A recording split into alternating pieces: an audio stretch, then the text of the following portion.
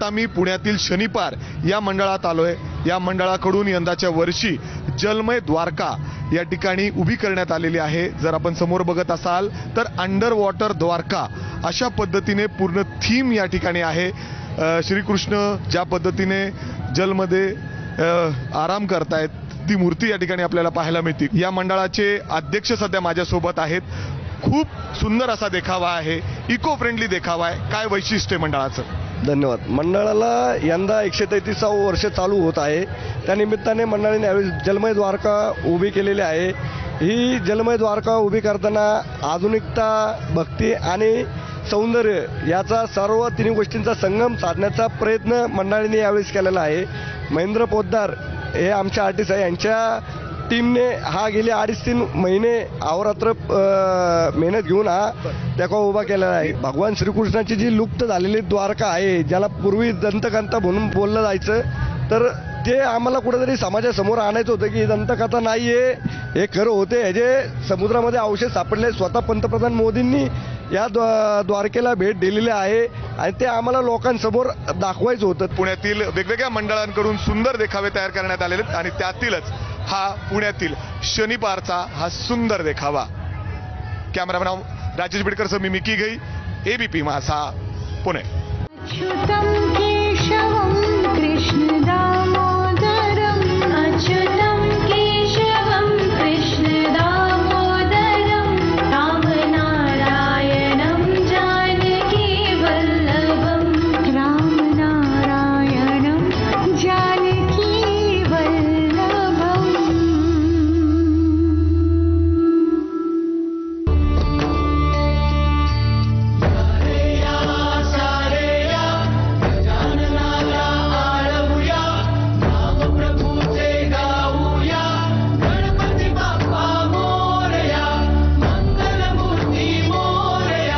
अमरावतीचा निळखंड व्यायाम मंडळ गणेशोत्सव मंडळ दरवर्षी काहीतरी आगळा वेगळा देखावा प्रत्येक गणेश भक्तांसाठी सादर करत असतो। यावर्षी या मंडळाने प्रति पंढरपूरचा देखावा सादरीकरण केलेला आहे आणि अतिशय मनमोहक देखावा यावेळी पाहायला मिळतो। अनेक गणेश भक्तांची गर्दी हा देखावा पाहण्यासाठी। आपल्यासोबत या मंडळाचे ट्रस्टी आहे। काय देखावा केला आणि काय खासियत आहे तुमच्या मंडळाची? लोकमान्य टिळकांना अभिप्रेत असलेला गणेशोत्सव आम्ही या इथे सादर करत असतो। जवळपास या मंडळाची शताब्दीकडे वाटचाल आहे। आजपर्यंत गणेशोत्सवामध्ये आम्ही हवामहल, खाटूश्याम, 12 ज्योतिर्लिंग, तिरुपती बालाजी, अमरनाथ असे अनेक दुर्गम असे देखावे आम्ही उभेउभ अमरावतीकर जनतेसाठी इथे सादर केलेले आहे। मी सगळ्या अमरावतीकर जनतेला विनंती करतो की आपण या देखावा पाहण्याकरता जरूर यावे। येथेच थांबतो। जय निळखंड। तर हे होते निळखंड व्यायाम मंडळ गणेशोत्सवाचे अध्यक्ष। कॅमेरामॅन अमोल देशमुख सह प्रणय निर्बाण, एबीपी माझा, अमरावती।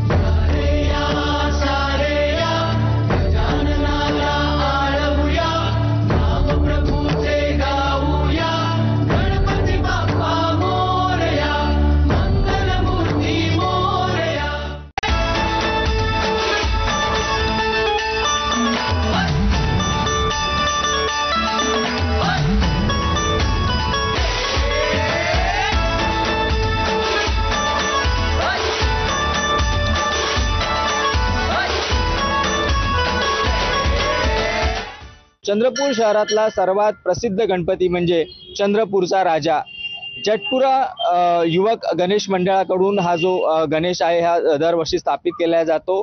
चंद्रपूर शहरातला जो मुख्य भाग आहे जटपुरा, त्याच भागात हा गणपती स्थापित केला जातो आणि 51वं वर्ष आहे या गणपती मंडळाचं।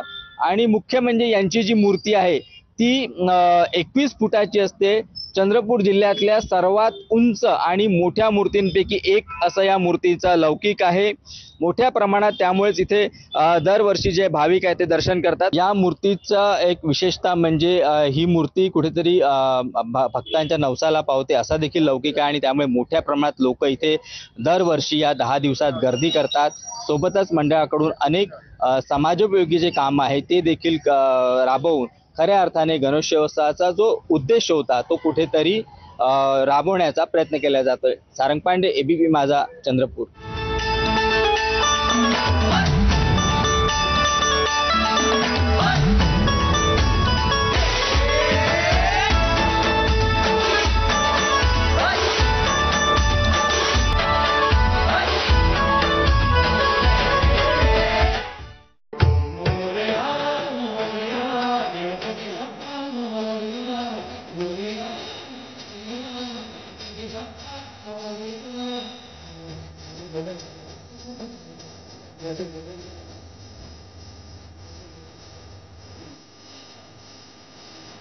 कोल्हापुरातील पुलगल्ली तालीम मंडळाच्या गणपती बाप्पाची संपूर्ण राज्यभर चर्चा सुरू आहे, कारण या मंडळाची जी गणेश मूर्ती आहे ही अतिशय वेगळ्या पद्धतीचे, म्हणजे आपण जर मूर्तीवरती नजर टाकली तर अतिशय ध्यानस्थ पद्धतीनं वनराज या ठिकाणी बसलेले आपल्याला पाहायला मिळत आहेत. मला सांगा, या मूर्तीचं वैशिष्ट्य काय आहे सांगा, आणि ही थीम वापरण्यापाठीमागचं कारण सांगा. आता हे मूर्तीचं थीम जर म्हणला तुम्ही, वनराज म्हणजे काय की पूर्वीच्या काळी जसे लोक ऋषीमुनी ध्यानस्थ बसायचे, ध्यानस्थ बसल्यानंतर त्यांना कसं आहे ऊन वारा पाऊस याची कशाची चिंता नसायची.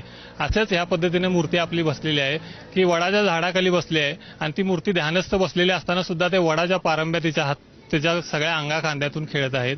ह्या पूर्ण वडाच्या पारंब्या ओरिजिनल लावलेल्या आहेत ह्या मूर्तीसाठी. झाडे जगवली पाहिजेत, झाडे लावली पाहिजेत आणि त्याचाच संदेश देणारी ही गणपती बाप्पाची मूर्ती आहे हे या मंडळाकडून सांगण्यात आले. कॅमेरामन निलेश शेवाळेसह विजय केसरकर, ABP माझा, कोल्हापूर.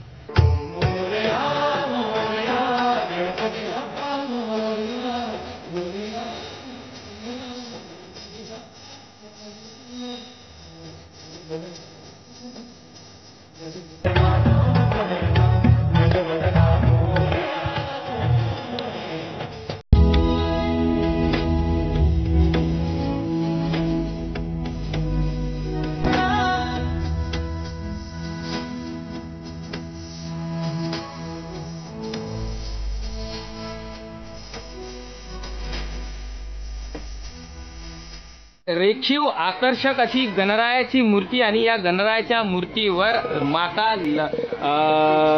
लक्ष्मी बसलेली आहे. एकंदरीतच आकर्षक गणरायाच्या मूर्तीसोबतच इथे नागरिकांना, भाविकांना आकर्षण व्हावं यासाठी शीश महल तयार करण्यात आलेला आहे. एकंदरीतच लोकमान्य गंगाधर टिळक जेव्हा 1918 मध्ये भारतात होम रूल चळवळ सुरू झालेली होती, त्या अनुषंगाने हे भंडाऱ्यात आलेले होते आणि बजरंग चौकातील या गणेश मंडळाच्या विखुरलेल्या सदस्यांना एकत्रित करून सार्वजनिक गणेशोत्सव साजरा तेव्हापासून करतायत आणि आज याला 104 वर्षाचा कालावधी होतोय.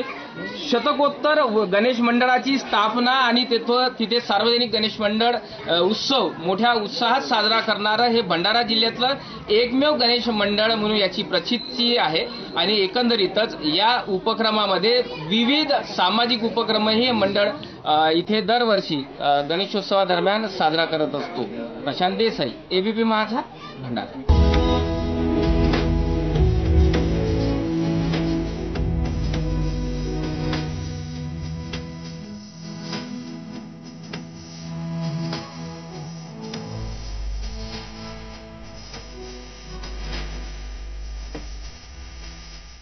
या ठिकाणचं जे मंदिर आहे तो देखावा आहे तो या ठिकाणी उभारण्यात आलेला आहे. आपण जर बघितलं तर या फाउंडेशनचं यंदा 19वे वर्ष आहे आणि एकूण जर बघितलं तर नाशिकमध्ये त्यांनी हुबेहूब काशी विश्वनाथ येथील जे मंदिर आहे ते या ठिकाणी उभारलेलं आहे. आपण जर बघितलं तर त्याच पद्धतीची ही महादेवांची पिंड आपल्याला या ठिकाणी पाहायला मिळत आहे आणि त्यासोबत समोर आपल्याला गणरायाचं देखील या ठिकाणी दर्शन होत आहे. माझ्यासोबत संस्थापक आहेत. खरं तर अनेक दिवसांपासून आपण या देखाव्यासाठी या ठिकाणी काम करत होता.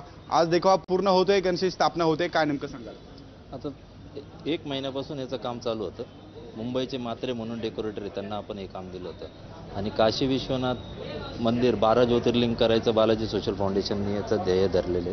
3 ज्योतिर्लिंग झाले, 3रं ज्योतिर्लिंग आहे. आम्ही पहिलं केदारनाथ केलं, त्याच्यानंतर आता महाकाल केलं आणि आता काशी विश्वेश्वर केलं. आणि आपण काशी विश्वेश्वरचे जेवढे मुख्य पुजारी आहेत श्रीकांतजी मिश्रा त्यांच्या हस्ते शिवलिंगाची प्राणप्रतिष्ठा करणार आहे. नक्कीच आपण बघतोय खरं तर बालाजी फाउंडेशनच्या माध्यमातून 12 ज्योतिर्लिंग जे आहेत किंवा त्यांचं दर्शन नाशिकरांना व्हावं यासाठी हे 3रं ज्योतिर्लिंग या ठिकाणी यंदाच्या वर्षीचा हा देखावा आपल्याला पाहायला मिळतोय. कॅमेरामन किरण कडेरेसह शुभम बोडके, ABP. मंत्री प्रताप सरनाईक यांच्या घरीही काल गणरायाचं आगमन झालं. त्यांनी काय भावना व्यक्त केल्या यावेळी त्या पाहूया. गेल्या अनेक वर्षापासून आमच्याकडे गणेशाची प्रतिष्ठापना होते, त्याबरोबर गौरी पूजनही होतं आणि मला अभिमान ह्या गोष्टीचा आहे. बघा, माझ्या घरामध्ये माझी बायको गुजराती आहे, माझी सून पारशी आहे, पण आमच्या घरातलं वातावरण तुम्ही जर बघाल तर पूर्ण मराठमोळं वातावरण आमच्या घरी असतं. आणि ज्या पद्धतीनं गणेशाची प्रतिष्ठापनापासून गेले 7 दिवस जी आराधना केली जाते ती अतिशय मनोभावे आमच्या सगळं कुटुंब एकत्रितपणे करत असतं आणि त्यामुळे हा आनंद वेगळा असतो. बाप्पा तर प्रत्येक गोष्टीमध्ये गेल्या अनेक वर्षापासून पावत आलाय. संकट कमी पण सुख खूप दिलंय बाप्पाने आयुष्यामध्ये.